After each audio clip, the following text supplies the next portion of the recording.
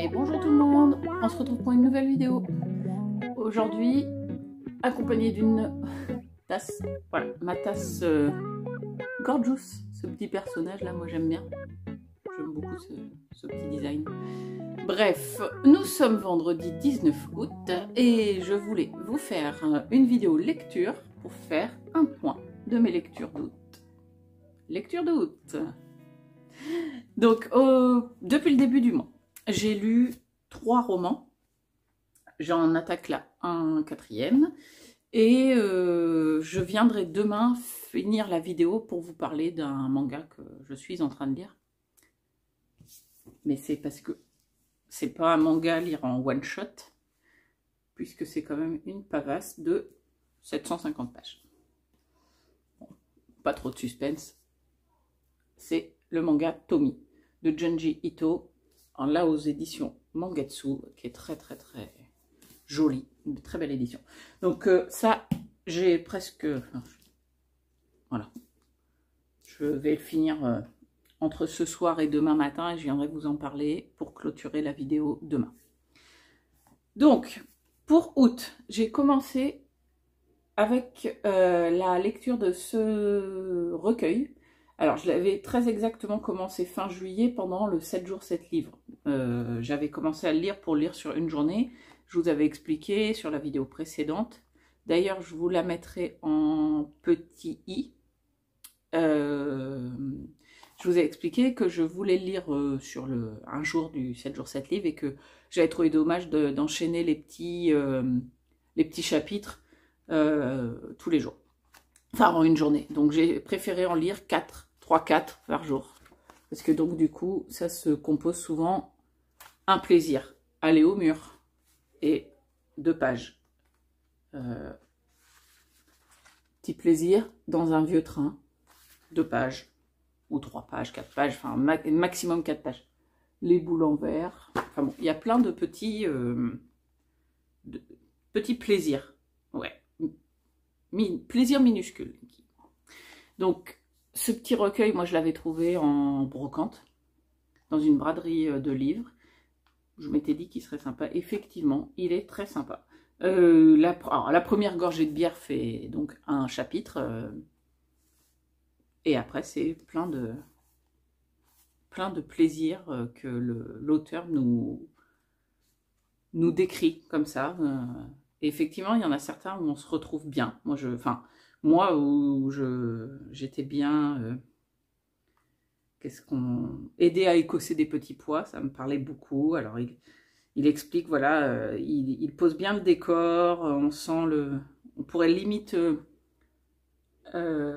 comme si on était au-dessus d'une scène, comme il décrit l'ambiance, les odeurs, les couleurs, on s'y sent bien, ouais. L'odeur des pommes. L'odeur des pommes, typiquement, il explique, alors moi c'est vrai que chez mes grands-parents il y avait une cave où on allait chercher les pommes ou les pommes de terre, et là il explique ça, on entre dans la cave, tout de suite c'est ça qui vous prend, l'odeur des pommes. Et donc vraiment on descend dans la cave avec lui et on y est quoi. Le croissant du trottoir. Et après j'en ai quelques-uns qui m'ont pas parlé. Par exemple, l'inhalation. Enfin, ils m'ont pas parlé. Si, en fait, elle m'a parlé. C'est juste que pour moi, ce n'est pas un plaisir. L'inhalation, vous savez, quand on se met là la tête, déjà quand on est malade, et quand on se met la tête là au-dessus d'une casserole ou d'un bol d'eau bouillante. Oui, ça m'a bien parlé, mais pour moi, c'est pas très agréable. Ouais, on ne veut plus lever le voile. Alors, si moi, si, moi personnellement. J'ai envie d'enlever la serviette, ça c'est sûr. Bref, donc voilà, du coup c'est plein de petits plaisirs, je sais plus, je les avais comptés, il y en a une trentaine, un petit peu moins de trentaine, et c'est vraiment très sympa, ça se lit tout seul, enfin voilà, c'est vraiment typiquement le petit livre qu'on embarque, on en lit quelques-uns par jour, et c'est vraiment très sympa, franchement je vous le conseille. La première gorgée de bière et autres plaisirs minuscules de Philippe Delerme, et là moi je l'ai pris aux éditions L'Arpenteur. Enfin, je l'ai aux éditions Arpenteur. Puis, attention, j'ai enchaîné avec un livre que je vous traîne depuis un moment. Changer l'eau des fleurs de Valérie Perrin. Donc, il fait partie, lui, de mon feuilleton de l'été. D'ailleurs, dans mon feuilleton de l'été, changer l'eau des fleurs. Il fait partie du menu vacances d'été, catégorie les copains d'abord, avec le mot-clé amitié. Donc, effectivement, changer l'eau des fleurs. Donc, ça parle d'amitié, ça parle de Violette. Alors, Violette Toussaint, qui est garde cimetière. Sauf que avant d'être garde cimetière, elle a eu une vie, cette Violette, et donc nous passons de l'histoire actuelle où elle est garde cimetière avec son groupe d'amis. Les frères Lucchini qui ont le magasin de pompes funèbres à côté, le curé, et il y a quelqu'un... Ah oui, les fossoyeurs. Voilà, souvent c'est ces personnes-là qui tournent autour de Violette, mais l'autrice Valérie Perrin nous emmène dans le passé, revient dans le présent, dans le passé, dans le présent, et nous faisons comme ça des allers-retours, et toute l'histoire se démêle, et nous explique voilà, toute la vie de cette Violette Toussaint, et comment elle en est arrivée à être garde cimetière, et à prendre plaisir, vraiment, à être épanouie dans ce métier de garde cimetière, et dans cette vie qu'elle a choisie. C'est vraiment un livre très très sympa, vraiment, qui se lit facilement. J'ai eu quand même mis un peu de temps, mais ça se lit bien. L'écriture vraiment de Valérie Perrin, moi je ne connaissais pas du tout, j'ai découvert une écriture qui me plaît beaucoup. J'aime bien le style de cette personne qui mêle un peu d'émotion sans être mélo. Les moments joyeux sont joyeux, sans être feel good à fond. C'est vraiment très sympa. C'est une façon d'écrire que j'aime beaucoup. Elle est parfaite. Moi, c'est typiquement le livre voilà, de l'été là où ça se lit sur une période de 10 jours de vacances sans problème. Parce qu'il fait quand même... Il fait plus de 500 pages, hein, il est... Je me souviens... Ouais, 660 pages. Mais voilà, ça s'enfile bien. Les chapitres sont assez courts. Ça fait... voilà, c'est vrai que c'est rythmé. Il y en a... Il y a 94 chapitres. Donc, c'est vraiment des petits chapitres courts qui fait qu'on peut en enchaîner comme ça 4-5 avec une pause café. Enfin, vraiment, c'est très sympa. Je ne connais pas son premier livre, parce que ça doit être son second. Je crois qu'elle a un premier livre qui doit s'appeler 3, que je n'ai pas lu, mais du coup, j'ai très envie de lire. Et son dernier livre vient de sortir, c'est Les Oubliés du Dimanche. Enfin, vient de sortir peut-être pas, mais en tout cas, est sorti il n'y a pas très longtemps. Donc, si vous connaissez 3 ou Les Oubliés du Dimanche, moi, on me les a déjà conseillés du coup, puisque j'ai aimé celui-là. Et dites-moi ce que vous en pensez, vous. J'ai été coupée par le voisin, puis par les enfants, puis le repas de midi, et je reviens, il est 14 h. Bref, en tout cas, j'étais en train de vous parler de ce livre, et je vous disais que j'en dirais pas plus sur l'histoire, parce que vraiment, l'intérêt c'est de découvrir ce qui fait la vie de Violette, et pourquoi, comment elle en est arrivée à être garde cimetière, et voilà, tous les événements. En fait, l'autrice, c'est très très sympa comment elle fait, parce qu'elle les insère vraiment petit à petit. Enfin, personnellement, moi j'ai commencé le livre, je ne m'attendais pas du tout à la richesse de l'histoire de ce personnage, et c'est vraiment, voilà, je veux pas du tout dévoiler, parce que vraiment, il se lit. Est-ce que vous l'avez lu? Qu'en avez-vous pensé? Moi j'ai beaucoup aimé. C'est pas le coup de cœur, mais je mets bien 4,5 sur 5 sur Babelio. Je vous fais voir. J'ai bougé, enfin on a fait le repas, on a machin, nanana, et elle est toujours là.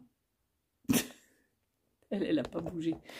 Elle a dû avoir une grosse nuit, parce que depuis ce matin, elle dort. J'ai lu, en suivant, un autre livre qui se lit très rapidement, c'est Les Spellman se déchaînent de Lisa Lutz, également aux éditions Le Livre de Poche. Alors, c'est un tome 2. J'ai lu le tome 1 l'année dernière, en 2021, dans le cadre du Pumpkin Autumn Challenge ou du Cold Winter Challenge. Je ne me souviendrai pas. Celui-ci, je l'ai lu dans le cadre du feuilleton de l'été. J'ai mon carnet, mon anti-sèche. Je disais donc, je l'ai lu dans le cadre de... Alors, dans le cadre du feuilleton de l'été, menu voyage, la catégorie Super Mamie, il n'y a pas d'âge pour s'aimer. Je cherche le mot-clé. Je vous le mettrai là parce que clairement, je ne me rappelle plus le lien avec ce livre. Pourquoi je l'ai choisi dans cette catégorie-là, je ne me souviens plus. Bref, ce n'est point grave. Ça, non mais...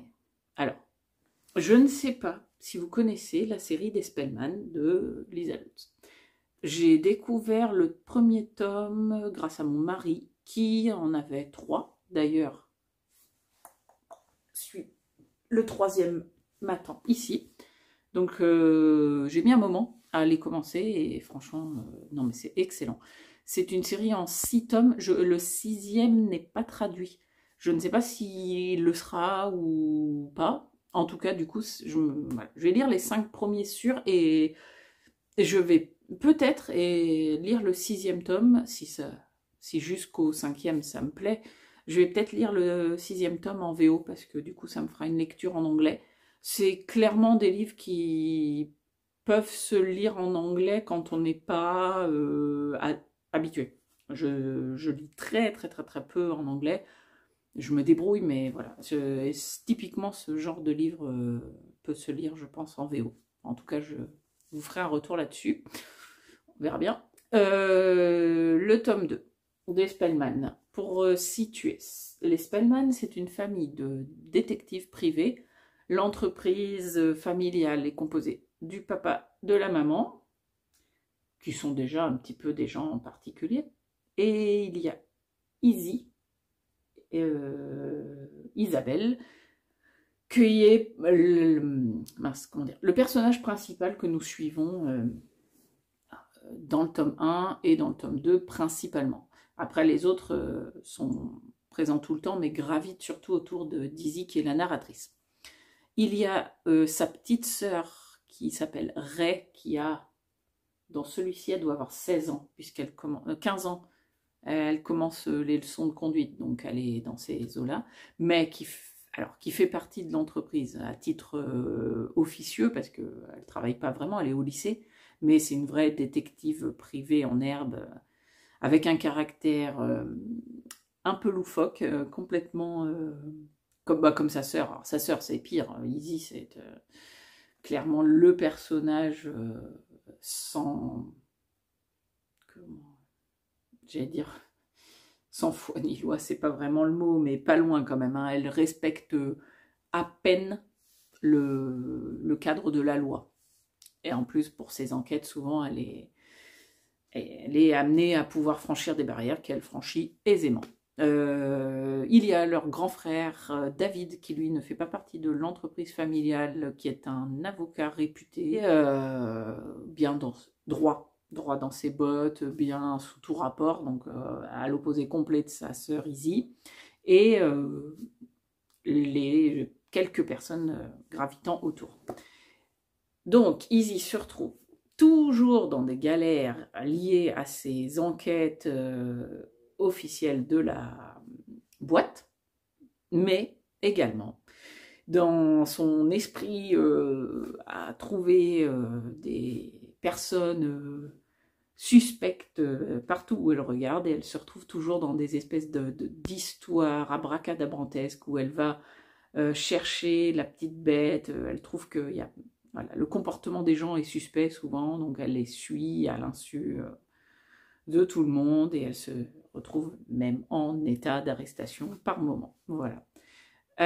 S'ensuit autour de ça des histoires d'amitié avec d'autres personnages, et ça reste... alors, comment dire, c'est par rapport au fait de qu'est-ce qui est le plus important.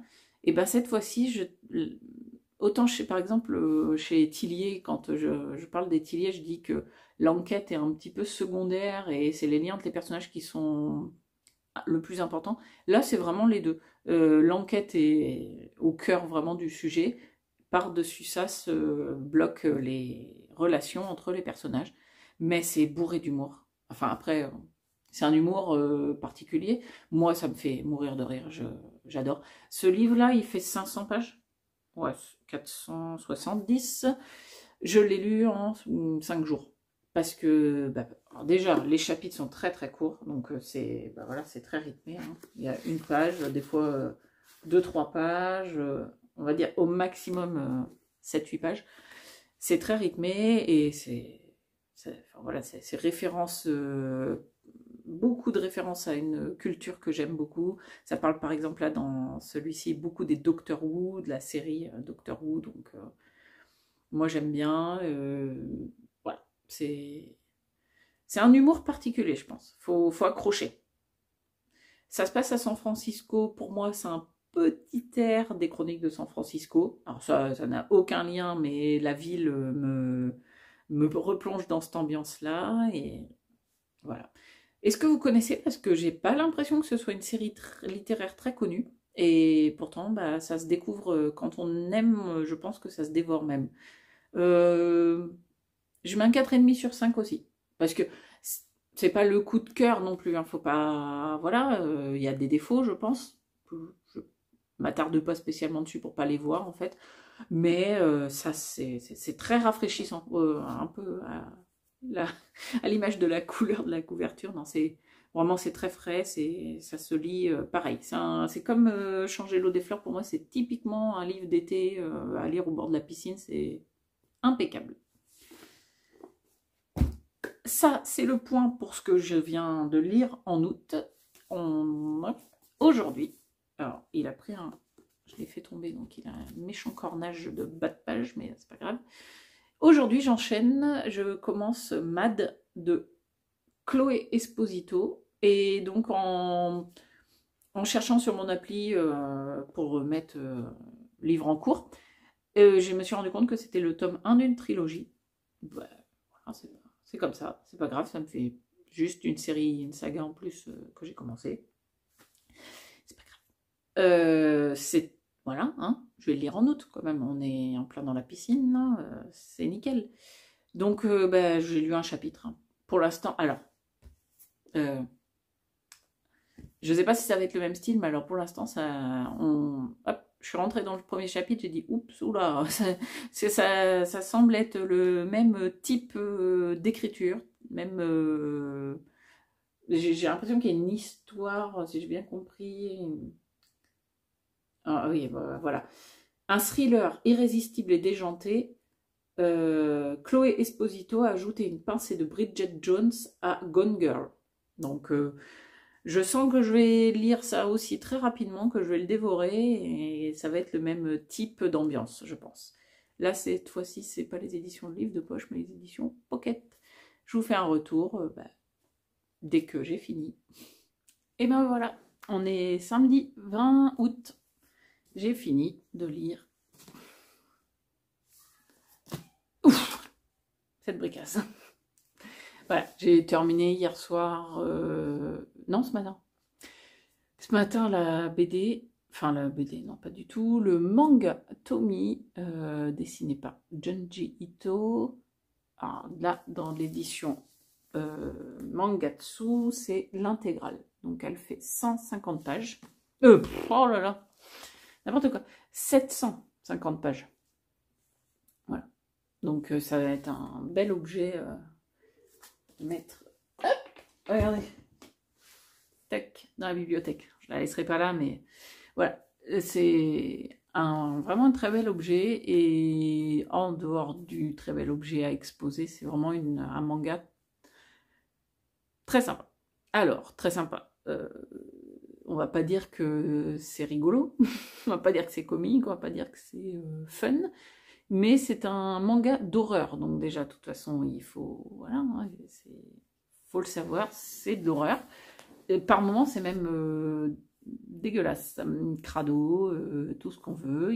Tommy se fait découper en morceaux régulièrement, se fait démembrer, se fait écrabouiller par des hommes qu'elle séduit volontairement, c'est sa nature d'être très belle, d'attirer vers elle les hommes et jusqu'en être tellement épris, tellement ils la veulent tellement qu'ils en finissent par avoir des idées de meurtre sur elle. Il y a plusieurs chapitres, une trentaine. Au début, 1 ou 2 qui suivent, et puis quelques-uns comme ça, par-ci par-là, où on sent vraiment de lien. Au final, pour que tout se rassemble à la fin et que voilà, qu'il y ait une logique dans cette série. Alors ce qui est rigolo, petite anecdote un peu marrante, c'est que la postface de Junji Ito est au milieu du livre, au milieu du manga. Ce qui donne quand même des petites clés d'ailleurs sur l'histoire, donc c'est plutôt sympa, c'est assez rigolo. Je sais pas pourquoi j'ai pas été voir l'idée de pourquoi il a mis la postface au milieu. Mais bon, c'était... Moi je pensais que c'était un des chapitres qui s'appelait postface, et non, c'est vraiment la postface. Donc voilà, c'était... Moi j'ai beaucoup aimé, alors j'ai lu en plusieurs fois parce que bah, ça se mange... Enfin, ça pourrait, hein, je peux prendre une journée, lire les 750 pages d'un manga, mais c'est vraiment sympa de lire quelques petits chapitres par-ci par-là. Tommy, c'est donc toujours elle, toujours la même. Elle finit très souvent un chapitre en mourant. Le chapitre d'après, de nouveau, Tommy, c'est expliqué pourquoi elle revient en fait d'entre les morts. Donc, si vous n'aimez pas l'horreur, si vous n'êtes pas très très fan, ça risque de pas vous plaire. Même si vous aimez l'horreur, évitez de le lire au petit déjeuner. Par expérience, c'est pas terrible, hein, voilà. Ouais, c'est... Non, vraiment, par contre, Junji Ito, donc je crois que c'est vraiment la première fois que je lis quelque chose de lui, et alors si je trouve à la médiathèque, je prendrai, sinon si je trouve vraiment des belles éditions comme celle-ci, je l'achèterai, parce que c'est un mangaka qui à la base était prothésiste dentaire, faisait ça un petit peu, le manga, sur ses loisirs, et a finalement a eu un prix pour Tommy. Et du coup, la carrière s'est lancée avec cet ouvrage Tommy, et depuis, il en a écrit quand même plusieurs, dont un qui me branche bien, qui est Frankenstein. J'aimerais bien voir sa version de Frankenstein. Sinon, il a fait quoi? Zone Fantôme, qui me dit bien aussi. Les autres, je connais pas. Sensor, le journal de Soichi, Fragments d'horreur, l'école décomposée, les chefs-d'œuvre, tome 1 et tome 2. Voilà. Cette jeune fille est... Comment... Je cherche un mot... comment on dit? Un mot valise qui se compose... attachante, c'est pas vraiment le mot. Elle est attirante, elle pourrait être voilà, quelqu'un agréable, tout ça. On a très envie de faire sa connaissance, puis par moments on a très très envie de lui foutre des baffes.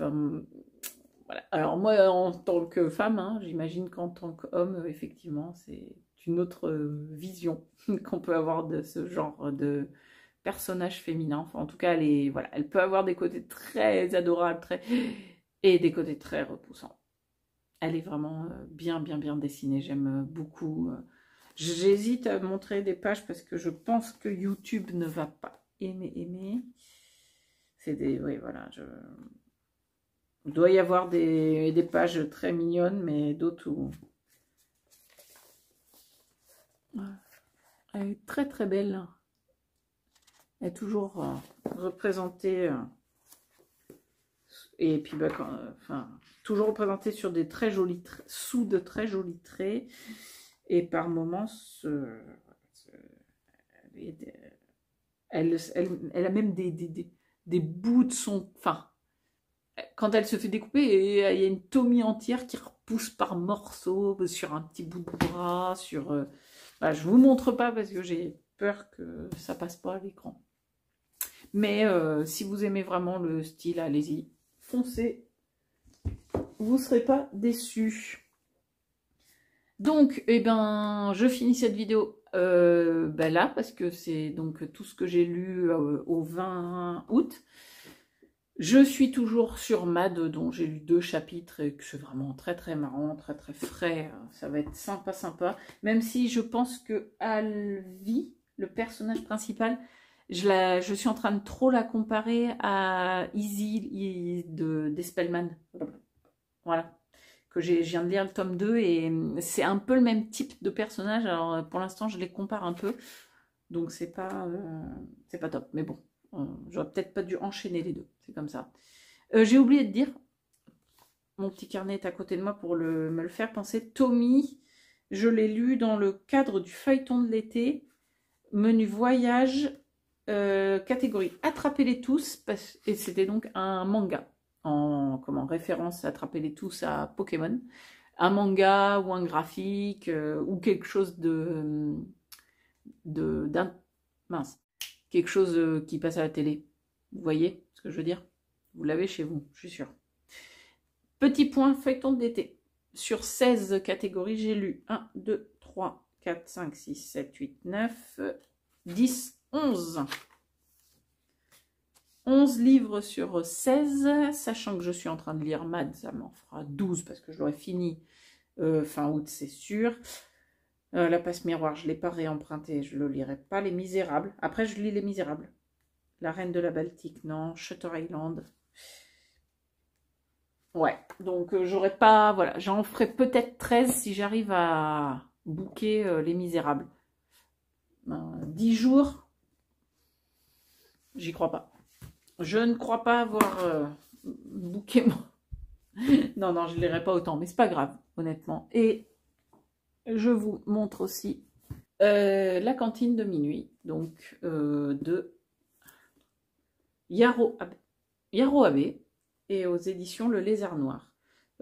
Trouvé à la médiathèque, comme le code barre l'indique, que j'ai pris sur conseil de Eve, qui l'a lu, donc qui avait l'air de dire que c'était très bien. Et comme vous pouvez voir, il y a un petit marque-page. Mon mari l'a lu et il m'a dit que c'était très très bien. Donc je vais lire celui-ci en parallèle de MAD. Il me reste encore quelques livres.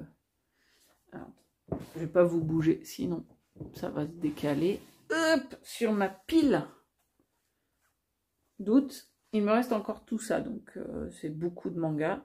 Un petit livre, et puis celui-là, c'est vrai que je ne l'ai pas encore entamé. Le livre sur l'astro, sur Pluton.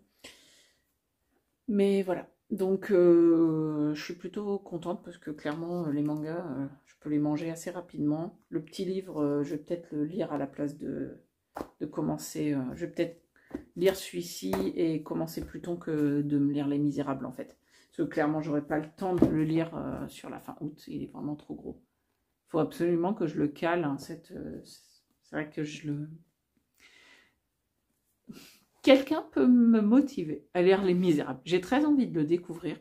Et pourtant, bah, je le repousse. Ça ferait un peu partie... Si je fais une palle de l'enfer, ça pourrait faire partie des livres du challenge palle de l'enfer. Parce que bah, j'ai envie de le lire, mais j'arrive pas à m'y mettre. Voilà. C'est tout pour cette vidéo lecture première partie d'août. Je vous retrouve le dernier jour d'août pour faire un point sur les 10 derniers jours, sur qu'est-ce que j'ai lu. Beaucoup de mangas à mon avis. Et du coup, après, j'aurai aussi une vidéo pâle de septembre à vous proposer sur un petit jeu un peu particulier que je viens de... Enfin, j'y pense depuis quelques jours. Je vais faire ma palle de septembre d'une façon un peu particulière et vous allez participer avec moi à ce jeu pour construire ma palle. Il y a aussi une vidéo tricot qui est en cours de montage, voilà, que je tournerai petit bout par petit bout qui va arriver. Bonne fin de week-end pour ceux qui regardent cette vidéo dimanche et bonne semaine ou bonne journée, suivant le jour où vous regardez, le moment où vous regardez cette vidéo. À très vite, bye bye.